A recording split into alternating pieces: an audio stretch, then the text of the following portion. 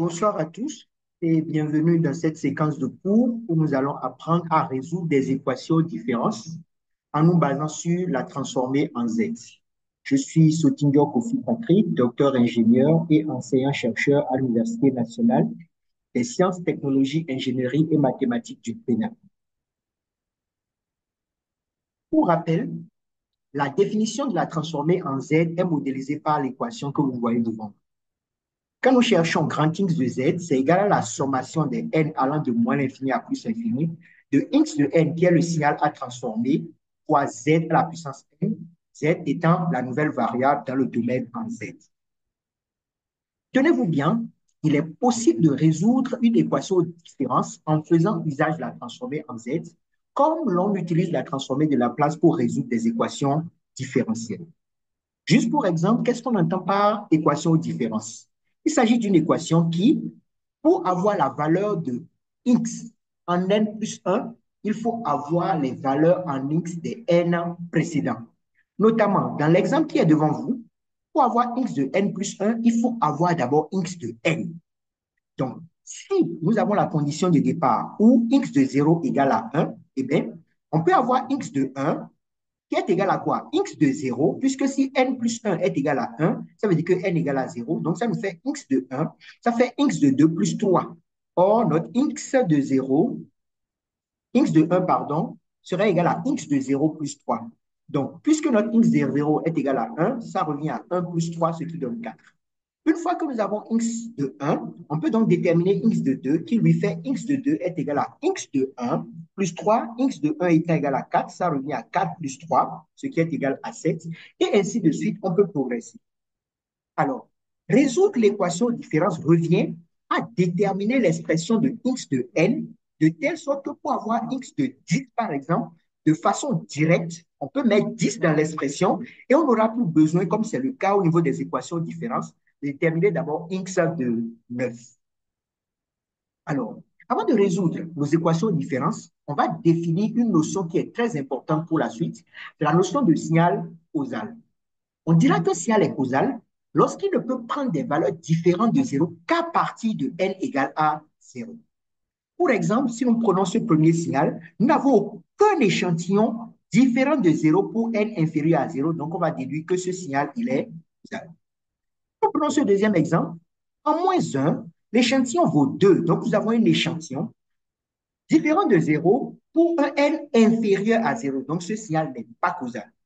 Si nous prenons ce signal-ci, aucun échantillon différent de 0 ne précède 0. Donc, du coup, ce signal est bel et bien causal. Une fois que nous avons défini la notion de signal causal, on va voir comment est-ce qu'on peut rendre causal un signal, c'est-à-dire annuler tous les échantillons pour les n inférieurs à 0. Pour rendre causal un signal, retenez juste qu'il faut le multiplier par l'échelon. Donc, dans l'exemple que nous avons là, nous avons un signal x de n qui est constitué de trois échantillons, un échantillon en moins 2, un échantillon en 0, un échantillon en 3. Le rang causal revient à annuler l'échantillon en moins 2. Donc, qu'est-ce qu'on fait? On va multiplier x de n par u de n, qui, lui, pour mémoire, vaut 1 pour tout n supérieur ou égal à 0. Une fois qu'on a identifié ce u de n, on fait maintenant le produit. Pour faire le produit de deux signaux, on va prendre la valeur de chaque signal en chaque n, faire le produit et cela donnera le signal résultant. Alors, si je suis en moins 2, le signal x de n fois u de n va faire, qu'est-ce que x de n vaut en moins 2? Ça vaut 1. Qu'est-ce que u de n vaut en moins 2? Ça vaut 0. Donc, 1 fois 0 donne 0, donc le signal résultant vaudra 0. 0 fois 0 en moins 1 donnera 0. 1 fois 1 donnera 1. 0 fois 1 donnera 0. 0 fois 2 donnera 0.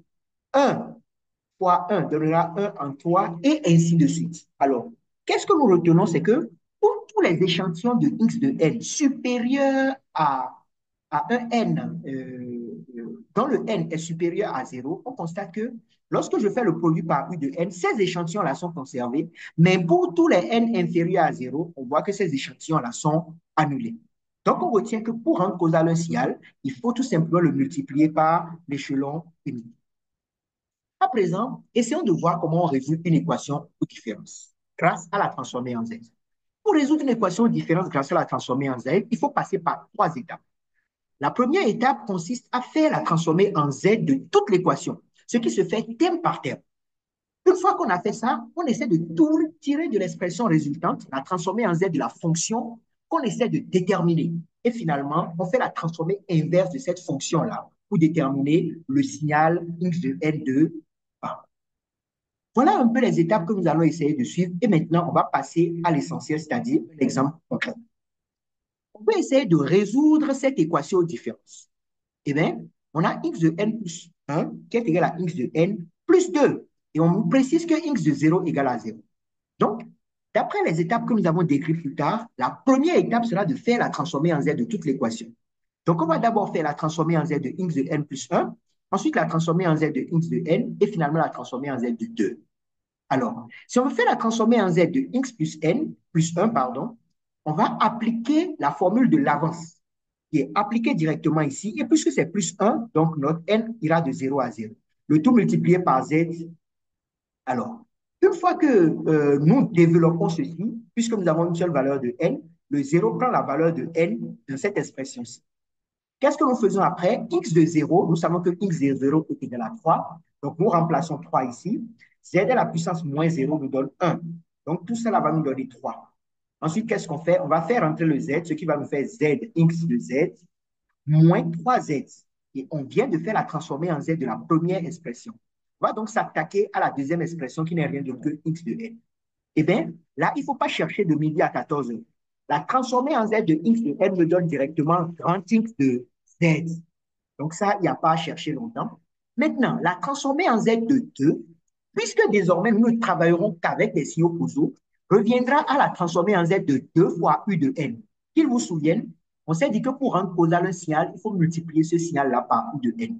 Donc la transformée en z de 2 nous donnera transformée en z de 2 fois u de n. Et d'après la propriété de la linéarité, cette transformée en z va nous faire le 2 qui est là, multiplié par la transformée en z de u de n, ce qui nous donne z sur z moins 1.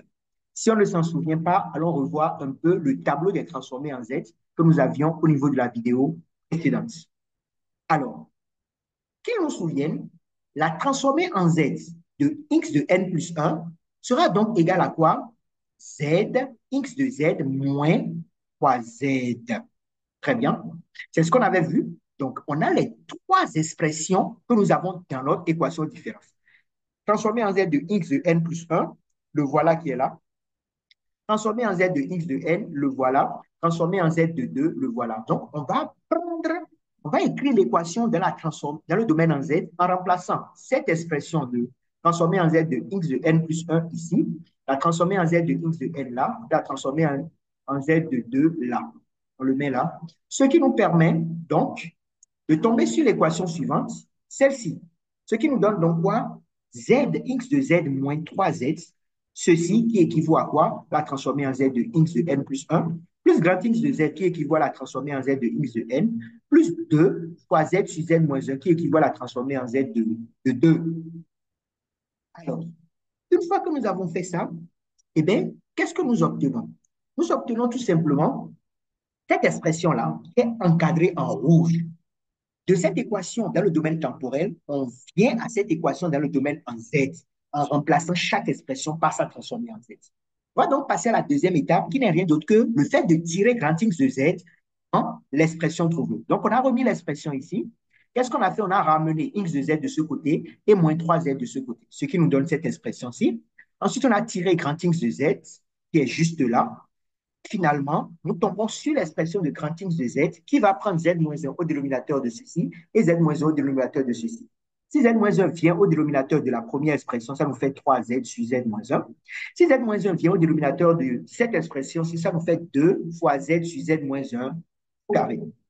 Alors, une fois que nous avons cette expression, nous allons essayer maintenant de passer à la troisième étape qui consiste à faire quoi? Faire la transformée inverse de grand X de Z. Il n'est pas compliqué de remarquer que quoi? Z sur Z moins 1 équivaut, comme c'est encadré ici, à la transformée en Z de U de N. Z sur Z moins 1 au carré équivaut à la transformée en Z de la rampe.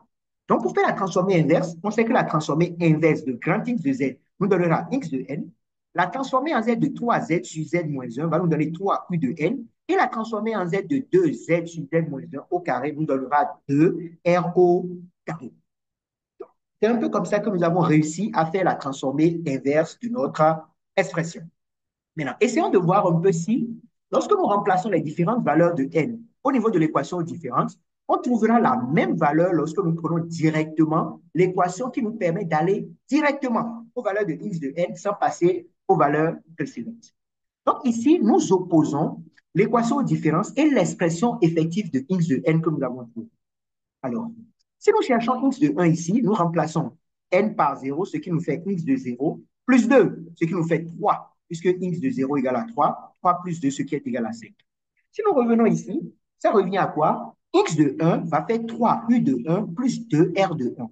U de 1 est égal à 1, R de 1 est égal à 1, ce qui revient à quoi? 3 plus 2, ce qui fait tout simplement 5. On a rappelé ici l'expression de U de n et de R de n. Si nous passons à x de 2, cela va nous donner quoi? X de 1 plus 2 toujours. X de 1 est égal à 5, ça nous fait 5 plus 2, ce qui est égal à 5. Si nous venons ici, directement, on remplace n par 2 ici, ça nous fait x de 2 plus 3 u de 2 plus 2 r de 2. U de 2, pour ceux qui connaissent l'expression de U de n, va nous donner quoi? Va nous donner 1, donc ceci donne 3, ce qui est mis quelque part ici, plus 2 fois R de 2. R de 2 égale à 2, 2 fois 2, ça fait 4, ce qui nous fait donc 3 plus 4, ce qui donne 7, et ainsi de suite. Donc, de façon globale, lorsque nous nous basons sur la transformée en Z, on peut résoudre des équations aux différences. Vous êtes soumis à cette évaluation formative où vous allez fournir un seul fichier résultant de quoi? De la réponse des trois petites questions. La première question, c'est de résoudre la première équation de différence. La deuxième question, c'est de déterminer l'expression de grand X de Z dans ces deux expressions qui vous sont soumises. Et finalement, on vous demande si vous arrivez à déterminer X de N exactement comme nous l'avions fait précédemment. Merci beaucoup de votre attention et on se retrouve à la prochaine vidéo.